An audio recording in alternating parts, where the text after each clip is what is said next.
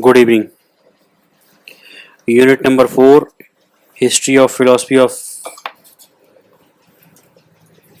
Religion, IGNOU MA classes. Objectives: to take up some historically significant persons in the philosophy of religion, to give a general view of the vast history of this topic, to see how some philosophers of religion are critical and other sympathetic to religion. Introduction. Philosophy of religion is a philosophical reflection on religion. It is as old as philosophy itself and has been a standard part of Western philosophy in every period. In the last half of the 20th century, there has been a great growth of interest in it, and a range of topic have considered philosophers of religion have considered has also expanded considerably. Philosophy of religion is sometimes divided into philosophy of religion proper and philosophical theology. This distinction reflects the unease of an earlier period in analytic philosophy, during which philosophers felt that reflection on religion was philosophically respectable only if I confined itself to mere theism and abstracted from all particular religions. Anything else was taken to be theology, not philosophy.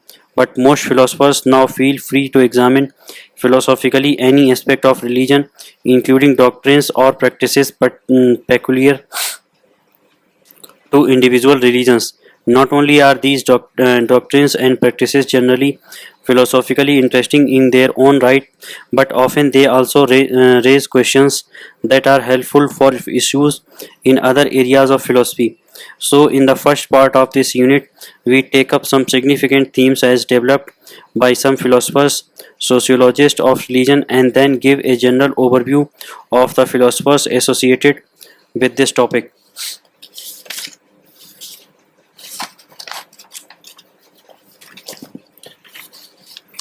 God and or the scared or the sacred. Uh, Most textbooks on the philosophy of God or religion tend to start with a discussion of proofs for the existence of God, and having dealt with that is you proceed to talk about the essence of God. What does the term mean? What qualities or attributes are to be ascribed to the divinity? However, my approach is just the opposite. I prefer to begin with a critical reflection on our understanding of God, and hence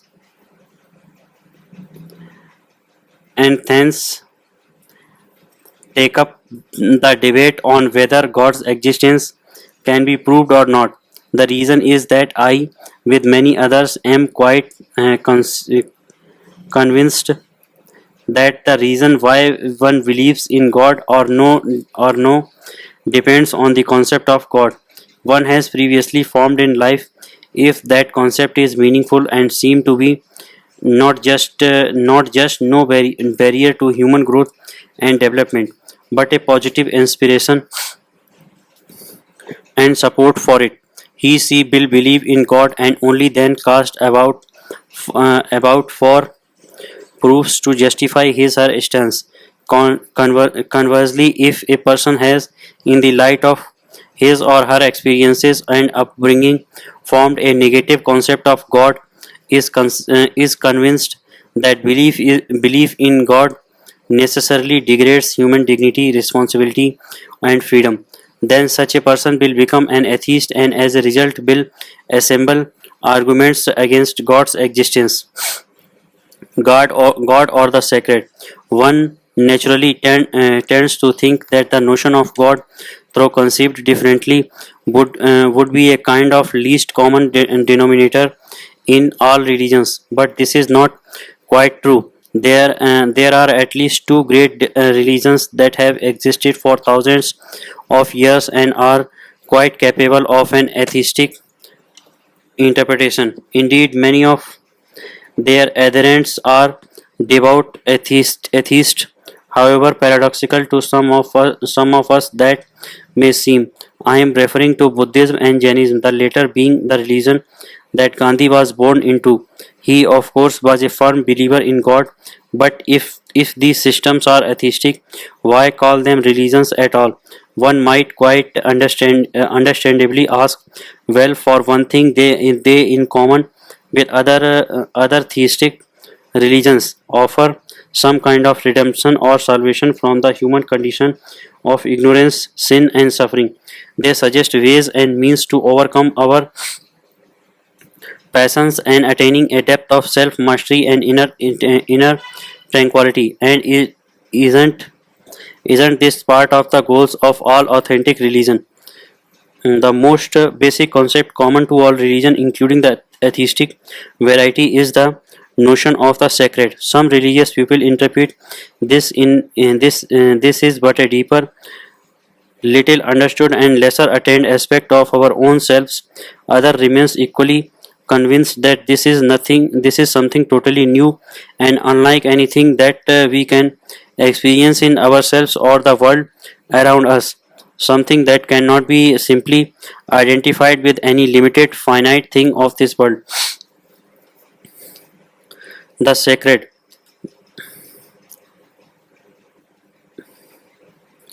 the sacred, Durkheim and others. Emile Durkheim, a Frenchman who is considered the founding father of contemporary sociology, was a positivist, a philosopher of the nascent scientific age. Thus, he believed that only one thing that could be measured, weighted, and counted, as in the field of the physical sciences, are real. Posita and Latin would mean things that can be measured. He set himself the task of explaining religion and religious experiences in terms of posita. He humanizing the distinction between things sacred and things profane, and sought to isolate the elementary form of religious life.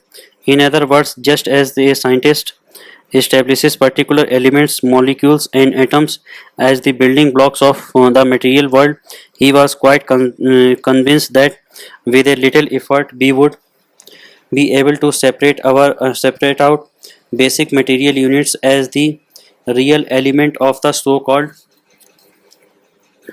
sacred, which would then be showing up for what they were, nothing but material things wrongly invested with supernatural qualities. Falling back on the study of Melanesian tribal religious practices pioneered by R.H. Codrington, an English anthropologist, he proposed mana as the archaic source of the sacred. With Codrington, he believed that the totemism practiced by the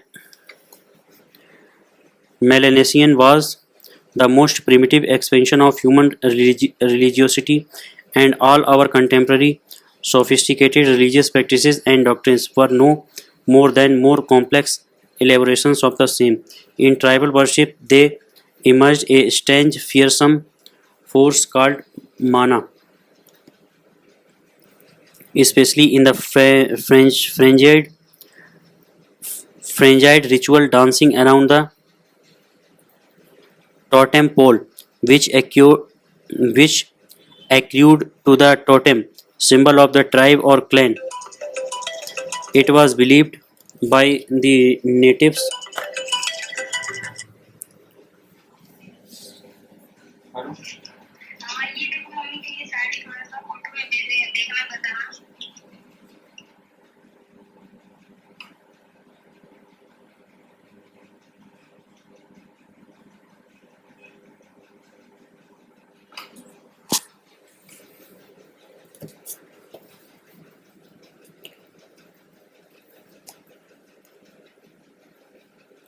especially in the Frangide ritual, dancing around the totem pole, which accrued to the totem symbol of the tribe or clan.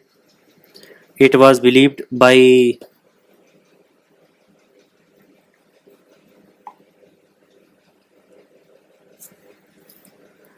believed by the natives that somehow their tribal identity, tribal lore, and tribal skill and courage in hunting and fighting accrued to the totem through the dancers, and at the same time the accumulated wisdom and insights or their ancestors was transferred from there through them to the whole tribe. Totemic cult boiled down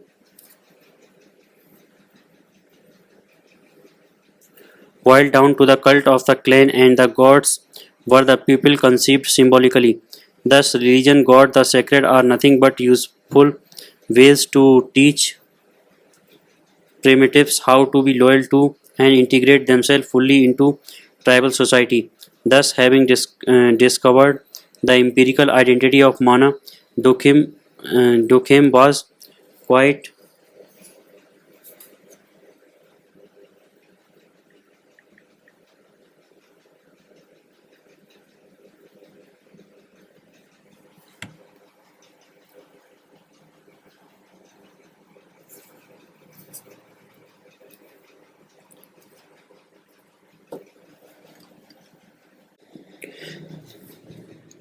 Durkheim was quite convinced that he has shown convincingly enough that religion had no extraordinary supernatural ground whatever.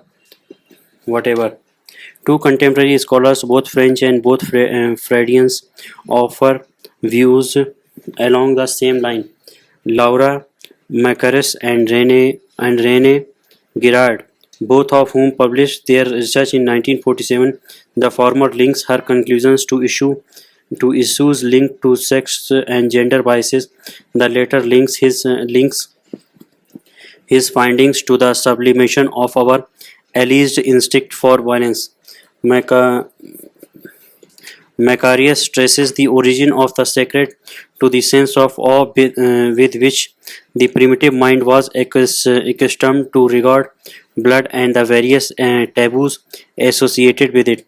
The efficacy of mana, she uses the same word as Durkheim, stemmed from the ambivalence of blood. The fact that one who shed blood would experience its malefic effect which would render it impure. At the same time, however, some of its mysterious, ineffable, and efficacious power would be also transmitted to the violator of the taboo. Macarius was sure that her theory would put to rest once and for all centuries of pseudo theological speculation and enable us to see truly wherein the secret of religious experience really lay. Girard suggests that the sacred is nothing but a disguised sublimation of our violent instinct. He adverted to the un, unabashedly violent element that is present in all religious worship. A victim is slaughtered in its blood is split on the altar and sprinkled on the worshippers, though in an unbloody manner is some circle. The scapegoat theory, an innocent creature is cruelly slain to exile the sins of the community by taking them on itself, is rejected by him. Rather, it is a surrogate victim which thereby absorbs the violence that men prey to their drive would otherwise be driven to vent on each other. His thesis he sees is confirmed by his claim that sacrifice languished in societies with a firmly established judicial system. Ancient Greece and Rome, for example, now that we have an efficient legal system and a well trained police force to enforce it, we no longer require the subliminary efforts of religion to control our violent drives. The sacred, uh, the sacred, Soder Soderblom and others. Nathan Soderblom was a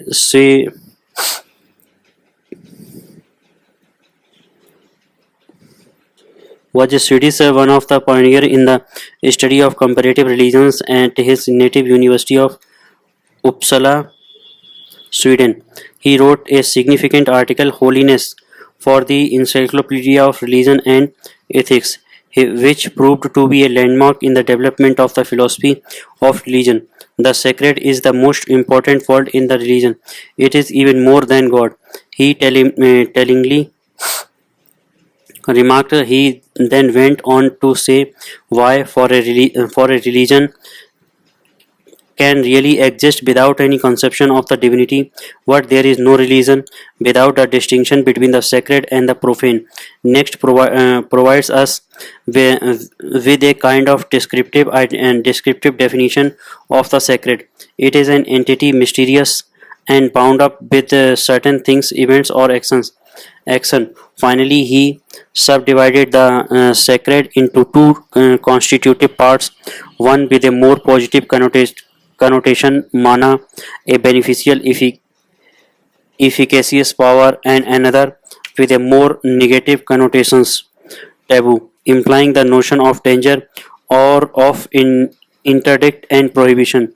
So, Soderblom was an Orthodox Christian and rejected any interpretation of the sacred as an impersonal force, a deeper and most often untapped resource of the individual or society. For him, an encounter the sacred stemmed from the genuine contact with God. He concluded that all would agree that the psychological origin of the concept of the sacred seems to have been the reaction of the mind when confronted with something which is new, starting, and terrifying. Since then, most scholars use the term guns andere as a kind of synonymous for the sacred. Rudolf Otto, the German savant and mystic, was impressed with the work of Soderblom and set out on his studies with the last quoted phrase of the letter ringing in his ears. A profoundly religious man himself, he was a Lutheran Benedictine and made no secret of his love for the beauty and solemnity of the Roman Catholic liturgy, together with its scope of facilitating an encounter with the divine. What he devoted himself with equal zeal to the study of non-Christian religions as to Christian theology. A visit to India convinced him that the sacred can be encouraged more fully through intuition and symbol, and far less adequately through reason. His Indian experience, coupled with his delving into the Upanishads, convinced Otto of the greatness and completeness of Indian mysticism. He was further gratified to discover a tremendous con- convergence in the mystics of Europe, India, Israel, Iran, China, and Greece. But behind the wealth of ideas and practices that he documented in religions across the globe, there seemed to loom one common and incontestable phenomenon: the sense of the holy. In practice, however, thus Halis was also used in ethics and was applied to certain human beings in search of a more precise and summon, summonizing term that could be exclusively used for the encounter with the divine in religion. He decided to leave the holy to ethics and coin a new term for religious language. The Latin omen has given us ominous, and there is no reason why from Newman Latin for divinity we should not coin similarly a word numinous. He then sifts through piles of writings of mystics of every race and age and creed to summarize these into four phenomenological steps in the human encounter with the numinous. First there is elicited from us a clearly feeling, thus creature fugal. Here is an expression of the emotion of a creature submerged and overwhelmed by its own nothingness in contrast to that which is supreme above all creatures. Then comes the stage of the tremendum, holy fear and mystic awe, which makes one tend to draw back in the face of the mystery of all good and the all pure.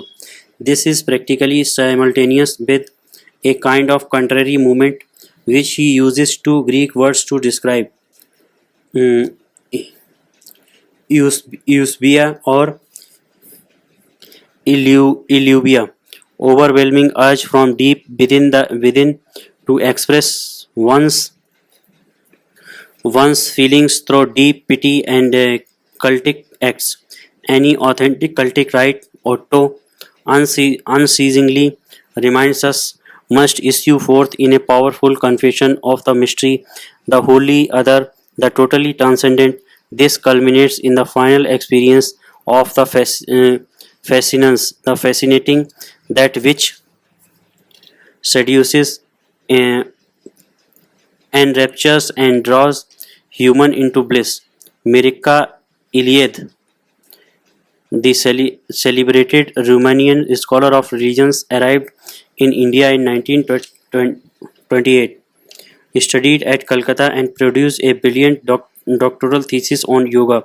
When his country turned communist after World War II, he assumed voluntary exile, relinquishing his governmental post and settling down in France. From Paris, he launched a series of books, articles, and conferences on the history of religions. Later, he shifted to the United States and was attached to University of Chicago. He agrees that the sacred is the basis of all religious experience and observe. Man becomes aware of the sacred because it manifests itself as something quite different from the profane. He coins the term hierophany to describe this manifestation of the sacred. It is significant, he notes, that a hierophany always occurs through the medium of myths or symbols, but never completely in an immediate manner in its totality. In other words, the infinite humbly historicizes itself in and through some finite reality. This is the great mystery, the mysterium tremendum. He avers the fact that the sacred decided to limit itself in a hierophants in response to Durkheim and others. Durkheim, a reductionist approach, would hardly stand up to contemporary views. Understandably, was he so enamored by the positive sciences as they were just coming into being. Postmodernism would make short shift to erstwhile claims to found epistemological certainties on the findings of science. Even contemporary philosophers of science, from Kepler to Einstein and Heisenberg, to vary about any claims to absolutism and naive objectivity that are associated with 19th century positivism. Besides, as further anthropological and sociological studies have shown, it is far too simplistic a thesis to hold that all religion is nothing more than sopped up totem dancing. As for Macarius and Girard, they have certainly made some insightful comments on the phenomena of religious rites. What can we afford to receive them without serious critical thought? Again, it is sociologists like Ivan Evans Pritchard who caution us against any hasty tendency to study or explain away one discipline from the perspective of or in terms of another. It is not scientific to rule out a priori the reality of any discipline subject matter and then proceed to study biology as if it were engineering or vice versa. More to the point, the American thinker and psychologist William James had this to say about people who try to show up religion as perverted, sexual, or sublimated violence. It is true that the vast collection of religious phenomena, some are indisguisedly amatory, sex deities, and obscene rites in polytheism and as aesthetic feeling of union with the Savior in a few Christian mystic. But then why not call religion an aberra- uh, aberration of the digestive function and prove one's point by the worship of Bacchus and Ceres or the ecstatic feeling of some sense about the Eucharist. Religious language clothes itself in such poor symbols as life afford, and the whole organism gives overturns to comment whenever the mind is strongly stirred to expression. Language drawn from eating and drinking is probably as common in religious literature as is language drawn from sexual life. The quote is from his classic The Varieties of Religious Experience. Now, danger of all reductionism is that they fasten themselves upon a point which may be true, but thence proceed to the simplistic assumptions that all instances of anything linked with the fact are to be explained in the same way. This is the traditional fallacy of arguing that convicted murderer has red hair, therefore all red-haired people are prone to commit murder. Trying to maintain that Gall religious activity can be explained away as sex and violence would force one to conclude with equal logic that the religious life depends just as much upon upon the spleen, the pancreas, and on the kidneys as on the sexual apparatus, and the whole theory has by now lost its point in evaporating into a vague general assertion of the dependence somehow of the mind upon the body. James and no one would quarrel with that last remark, except to note that it is so vague and general as to practically say nothing worth paying attention to. The masters of suspicion. It was Paul.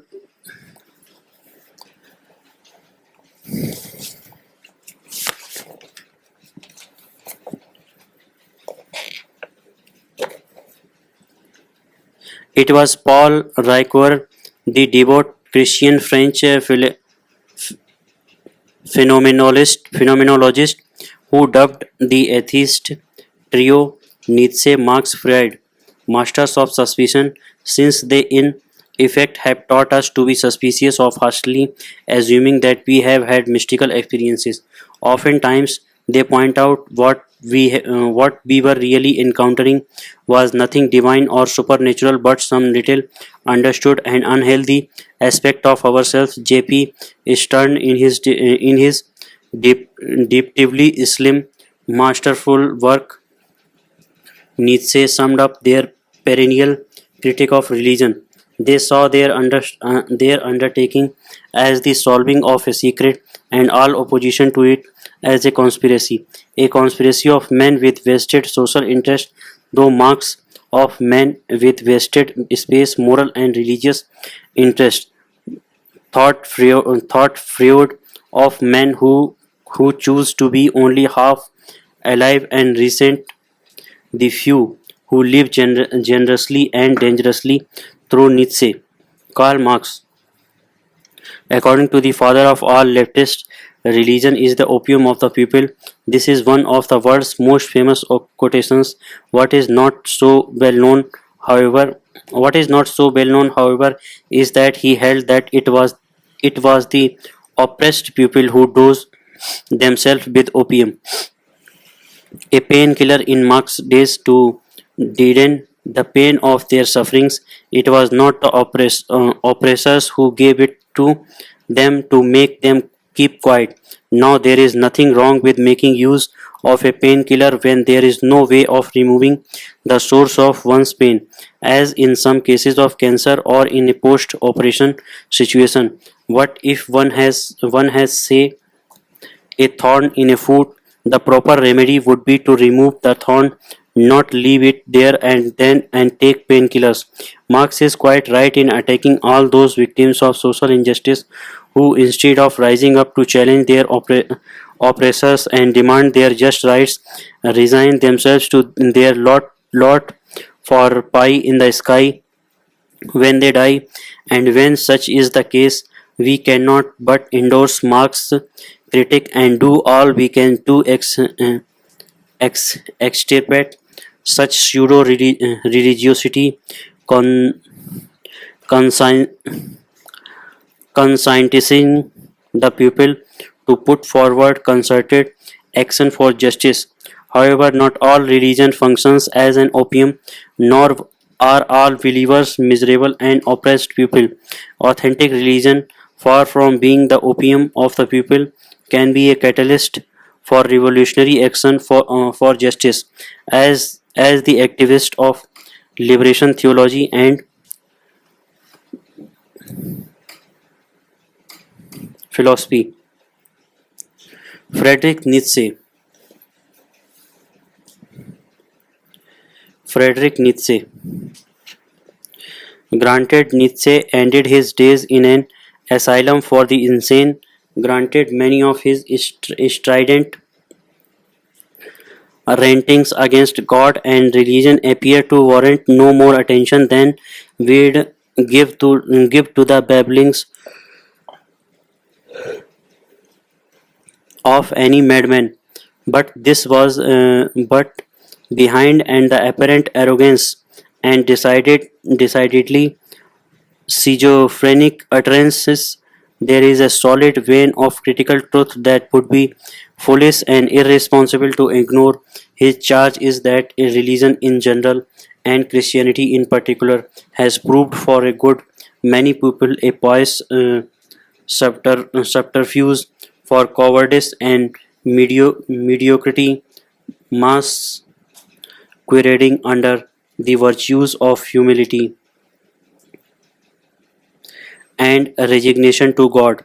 For too long have religions frowned upon ambition, self-assertion, and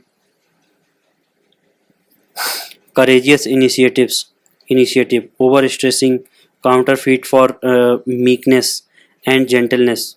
Nietzsche does well to remind us that the former have a positive side and the latter hide a negative aspect.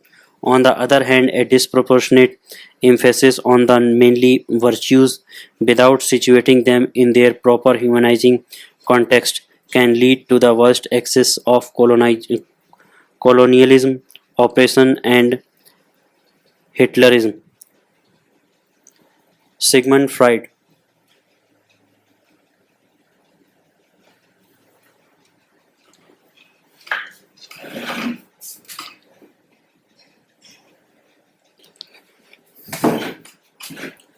Sigmund Freud. If Marx qualified religion as an opium, for Freud it was illusion. By this he didn't mean that it was apparently false, in which case he would have qualified its qualified it as delusion. What the Austrian father of psychoanalysis meant was that wish fulfillment more than anything else was its basis. As an illusion of what he meant by this, he asked us to consider the case of a servant girl who is badly treated by the family for which she works. She could protest and throw up her job, but instead she carries on her miserable drug, drudgery, hoping all along that a handsome prince will one day come along, marry her, and rescue her from his pitiful state, taking her to live happily ever after with him in a glorious castle. Now, handsome princes do exist, and it is at least theoretically possible that one of them just might come her way, fall in love with her, and take her with him uh, to his fairy palace. But it is highly unlikely, and she is pinning her hopes on an idle dream. People in misery fashion for themselves an illus- illus- illusory being called God, who they hope will one day set them free from their suffering and take them off to heaven. Again, Freud compared religious believers to adults who are afraid to grow up and accept the responsibility for their own lives and futures, realizing that they cannot always be running to their earthly fathers for protection and for solutions to their problems. Their earthly fathers die or are discovered by them to their horror, not to be the strongest and most knowledgeable people on earth. They project their frustration into a heavenly Father to whom they can run with all their problems and fears. Now, here too, we must admit that there is a good deal of truth in what Freud has said. For many people, God is nothing but wish fulfillment and projection of the father image, very especially for the psychologically disturbed people who came to him for counseling and healing. By Freud's mistake was his overgeneralization. Not everyone who believes in God or practices religious worship in psychotic. Henry Bergson, the French thinker and scholar on evolution, joining his research to that of William James, whom we have referred to above, has pointed out that in every culture and every age there have been and continue to be great mystic people of age and sexes who claim to have encountered God.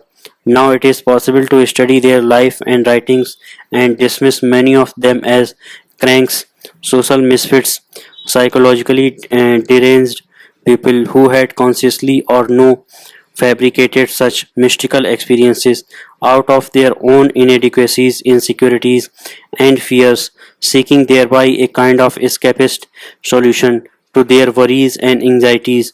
What we can't write off with equal ease all the claims of all mystics everywhere and at all time. Some of them, when critically examined, emerge as personages of obvious and evident psychological maturity and valence. Radical thinkers who challenge the existing social and religious structures of their times and were frequently persecuted and pilloried by powers that were at the time both sacred and secular. They evidence they evince the qualities of gifted administrators, inspiring leaders, launching revolutionary movements, and gathering around themselves charismatic and radical personalities who have helped to keep alive even to our times some of the action groups that they built up. These are hardly qualities we'd associate with crazies. Instead, they stand out as psychologically sound as the best of us, if not more so. Thus, not all mystics and their writings would wilt and pale before the ruthless assault of philosophical suspicion. The history of Western philosophy of religion. Two Australian philosophers have brought out a five-volume set on the history of philosophy of religion. Graham Oppy is a professor in the School of Philosophy and Bioethics at Monash University in Australia. Nick Trekakis teaches philosophy and religious studies at Monash and Deccan universities. Their history of Western philosophy of religion covers ancient, medieval, early modern, 19th century, and 20th century philosophy of religion, written by an international range of leading scholars. The entries each devoted to a major philosopher of religion have been chosen to reflect the breadth and variety of perspectives in the history of Western philosophy of religion. In addition to entries on major philosophers and schools, thinkers whose work has greatly influenced the philosophy of religion, notably Darwin, Marx, and Freud, are also included. Rightly, it is claimed to be the most comprehensive history of the philosophy of religion. Designed to be accessible to a wide range of readers, the entities focus on the key themes in a clear and jargon free fashion. Each volume works independently to provide an overview of a period, opening with an introduction to the period and concluding with a timeline of major events and full bibliography, with 100 essays sweeping across the essay with 100 essays sweeping across the history of Western philosophy of religion in 5 volumes. This set is an indispensable resource for anyone conducting research or teaching in one of the most exciting and vibrant field in philosophy. Let us sum up. In this unit, we have studied a historical overview of the philosophy of religion. In fact, it must be mentioned that right from the beginning of philosophy, themes related to God and religion has emerged directly and indirectly. We have studied some significant persons chosen almost arbitrarily who have contributed to the philosophy of religion and then give a very general list of the important person involved. Keyword Das Heiles. Rudolf Otto's most famous work is The Idea of the Holy, published in the 1917 as Das Heiles.